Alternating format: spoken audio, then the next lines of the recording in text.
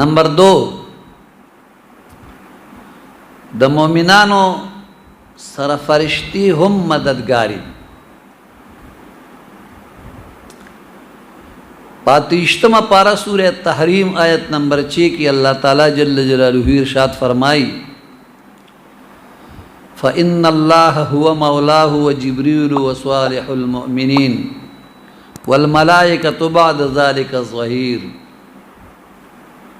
بے شک اللہ د نبی کریم رؤوف الرحیم علیہ الصلاۃ والتسلیم مددگار دے اور جبرائیل علیہ السلام اور نیک مومنان هم مددگار دے اور دوی نه پس ټول فرشتي هم د مددګاری دي. نو ګوره الله مدد کی، جبرائیل علیہ السلام هم مدد کی، مسلمانان مومنان هم مدد کی، فرشتي مدد کی. نو کچری دا نعوذ بالله شرک وی نو الله با خپل ځان یاد کړي وو، نه به د جبرائیل علیہ السلام ذکر کړي وو، نه به د مومنانو مسلمانانو ذکر کړي وو، نه به د نور ملائکو ذکر کړي. او معلومیږي دا چې یاره د الله جل مجده نه ما سوا نور مددگار هم شته. یعنی د نبی کریم صلی الله علیه وسلم مددگار خو صرف الله تعالی جل جلاله دی، لیکن د الله جل جلاله مدد د حضرت جبرائیل علیہ السلام د مدد په صورت کې ظاهری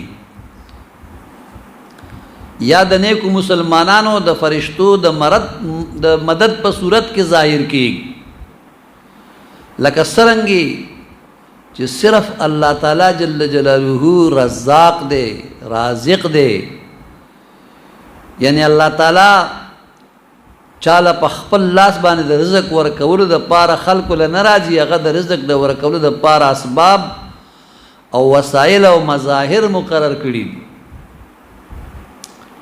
الدنیا بالوسائل لا بالفضائل. د هغه اسباب او وسایلونه د رزق حصول در حقیقت د الله تعالی جل جلاله نه حصول د رزق دی. همدغه رنګ د ټولو فرشتو د نیکو مسلمانانو او د حضرت جبرائیل علیہ السلام د دې ټولو مدد کول در حقیقت د الله تعالی جل جلاله مدد دی. د دې آیت کریمه نه معلومه شو چې د هغه ذات مبارک نه بغیر، د هغه ذات مبارک نه بغیر چانه مدد غوښتل په هغه صورت کې ناجایز دي چې کله هغه مدد کوونکی مستقل مددگار وګڼلی شي. او کچری کوم یو مقبول بنده محض واسطه رحمت الهی او غیر مستقل وګڼلی شي او استعانت ظاهری داغه نه طلب کړي شي، نو دا جایز دي، ځکه چې دغه استعانت در اصل د حق تعالی جل جلاله استعانت او مدد.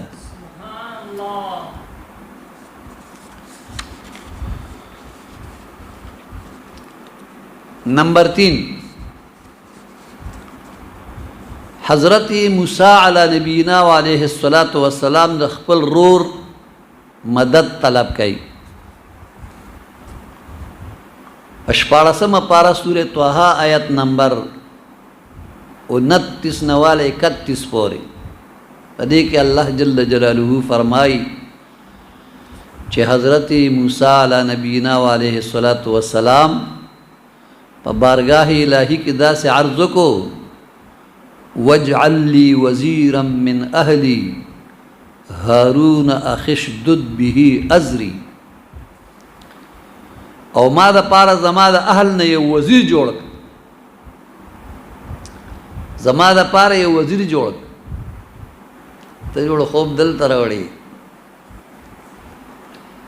زما رور هارون علیہ السلام لره بدسر زمام لا مضبوطه. ګورئ موسی علیہ السلام الله ته دعا کوي، الله ته عرض کوي زما د اهل نه زما د پاره یو وزیر جوړ چې هغه زما رور هارون زمام لا پاغه سره مضبوطه. په سنن نسائی حدیث نمبر 4215 کې دا روایت را نقل کړي چې قاسم بن محمد دا بیان کړي چې ما د خپل ترور نه اوریدلی دي چې رسول الله صلی الله علیه وسلم مبارک فرمایي تاسو کې چې څوک هم په یو منصب باندې فائز شي نو بیا الله پاک پاغه باندې د خیر اراده او فرمایي او داغه د پاره یو نیک وزیر جوړ کی کچره د دنه صحیر شي نو هغه وزیر ورته یادای او کده ته یاد وی نو هغه ور سره مدد کوي جناب رسول الله صلی الله علیه وسلم فرمایي نګوره موسی علیہ السلام د خپل رور د هارون علیہ السلام په ذریعہ باندې مدد طلب چې دې زما وزیر جوړ کا او زما ملا په د باندې مضبوطه کا مطلب دا چې دې زما مددگار وګرځي یعنی پیغمبر خو د الله تعالی په بندګانو کې هغه برگزیده هستی وی چې الله تعالی جل جلاله د تمام کائناتو نه زیات چې دی داغه محافظ لیکن مونږ ته څومره ښکلی سبق راکړي زه د الله پیغمبر یم او الله نه دغسې مدد غواړم نو تاسو هم د الله نه دغسې مدد غواړئ چې یا الله په فلاني سیز سره زما مدد وکړي په فلاني انسان سره زما مدد وکړي دا حقیقت کې د الله تعالی مدد همدارنګه په سنن ترمذی حدیث نمبر 3680 او په مستدرک د حاکم په جلد نمبر 2 صفحه 268 او په حلیۃ الاولیاء د امام ابو نعیم جلد نمبر 8 صفحه 160 اور تاریخ بغداد جلد نمبر 3 صفحہ 298 اور کنز العمال حدیث نمبر 32661 دے ټولو کې دا روایت را نقل کړي دي چې حضرت ابو سعید خدری رضی اللہ تعالی عنہ بیان کړي چې رسول الله صلی الله علیه وسلم مبارک فرمایلی دي چې د اسمان والاو نه هم زما دو وزیران دي سودی دوا او د زمکه والاو نه هم زما دو وزیران دي د اسمان والاو نه چې کوم دو وزیران دي نو یو حضرت جبرائیل علیہ السلام او بل حضرت میکائیل علیہ السلام او د ځمکې والاو نه چې کوم دو وزیران دي هغه یو حضرت ابوبکر صدیق رضی الله تعالی عنہ او بل حضرت عمر رضی الله تعالی عنہ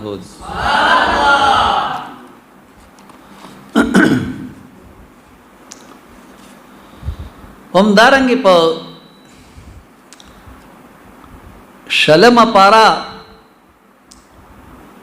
سورہ القصص آیت نمبر 34 کی اللہ جل جلالہ ارشاد فرمائی کہ حضرت موسیٰ علیہ السلام فرمائل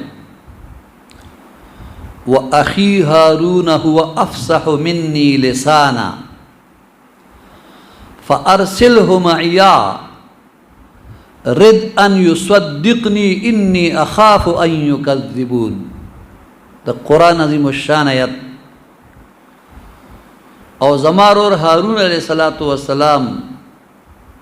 هغه په خبرو کې زمانه زیات فصیح دی فصاحت لري ځکه د مبارک په جبه مبارکه کې لکنت هغه زما مددگار جوړ کا الله ته عرض کوي هغه زما مددگار جوړ کا ما سره اولېګا چې هغه زما تصدیق وکړي او زیریګم چې دوی زما تکذیب نکړي نو دی وجنا زه یوازې نه ورځم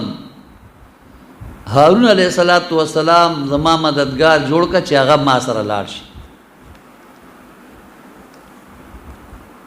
نو حضرت موسی علیہ السلام ته خو الله معجزات ورکړي کا یوازې متلې وې دي ورته څه نشو ویل لیکن دنیا ته یو ښودل چې د دې سره سره چې الله مال معجزات او طاقت را کړی دی د الله پیغمبر ما لیکن بیا هم دغسې مدد طلب کوم ګوري حضرت سیدنا موسی علیہ السلام د الله جل جلاله هغه جلیل القدر نبی دی چې الله پاک هغه ته د کریم الله کېدلو شرف بخلی هغه مبارک چې د الله تعالی جل جلاله نه یعنی څه قسم مدد هم غوښتلی نو هغسې مدد یې ورسره کولو د هغې باوجود د مبارک د خپل ورور هارون علیه السلام د مددگار کېدلو دعاګانې د پروردګار جل جلاله نه غوښتلې د ده مبارک خدا یقینو چې اصل مددگار خو الله پاک جل جلاله دی خو زما ورور هارون علیه السلام د دغه مدد ذریعه او وسیله ده نمبر 4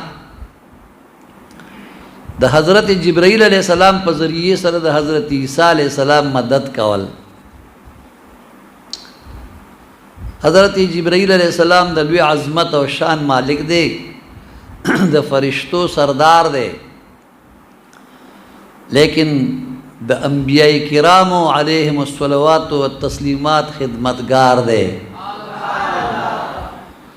چې کله یو خدمتگار مددگار کې دی شي نو د هغه سردار به ولې مددگار کې دی نشي الله پاک قرآن عظیم الشان کې ارشاد فرمایي وَأَيَّدْنَاهُ بِرُوحِ الْقُدُسِ مونږ په پاک روح جبرائیل علیہ السلام سره د مددو د روح القدس نه مراد حضرت جبرائیل علیہ السلام دی چې هغه نورانی هستی ده او داسې وحی راوړي چې د هغې سره زړونو ته حیات یعنی زندگی ملاویږي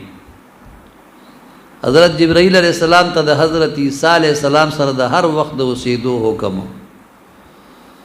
د حضرت عیسی علیہ السلام د اسمان د خطو تر وخت پورې په سفر او حضر کې حضرت جبرائیل علیہ السلام د مبارک نه جدا شوی نه او د حضرت جبرائیل علیہ السلام تایید د حضرت عیسی علیہ السلام د پاره یو ډیر لوی فضیلت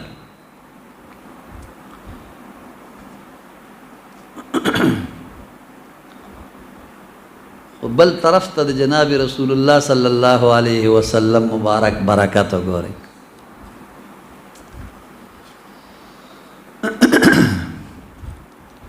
د جناب رسول اکرم صلی الله علیه و آله وسلم د برکته دغه تایید د امت اجابت اشراف ته هم الله پاک ورکړي په موجم کبیر جلد نمبر 4 صفحه نمبر 37 او په بخاری شریف کتاب الصلاۃ باب الشعر فی المسجد جلد نمبر 1 صفحه 172 او ابو داود کتاب الآداب باب ما جاء فی الشعر جلد نمبر 4 صفحہ 395 کی فرمائی کہ حضرت حسان بن ثابت رضی اللہ تعالیٰ عنہ تا نبی کریم صلی اللہ علیہ وسلم مبارک او فرمایل کہ پا منبر شریف بانے کینا او زمان نات شریف ہو آیا کہ کل د مبارک نات شریف ہو فرمایلو نو حضور نبی کریم صلی اللہ علیہ وسلم د پار دعا غوښتله او وی فرمایل چې اللهم ایده بروح القدس یا الله پر روح القدس یعنی جبرائیل علیہ السلام سره د مدد وکا د دې دعا نه رستو بچ کله هم حضرت حسان بن ثابت رضی اللہ تعالی عنہ د نبی کریم رؤوف الرحیم علیہ الصلوۃ والتسلیم پشان کې نات فرمایلو یا بید کفار حج وکولا او یا بید صحابه کرام او د اسلام مدح بیان ولا نو حضرت جبرائیل علیہ السلام بد سره ولاړو چې دی به په شعر کې خطا کېده نو جبرائیل علیہ السلام به ورله فتح ورکولا یعنی د مدد به کولو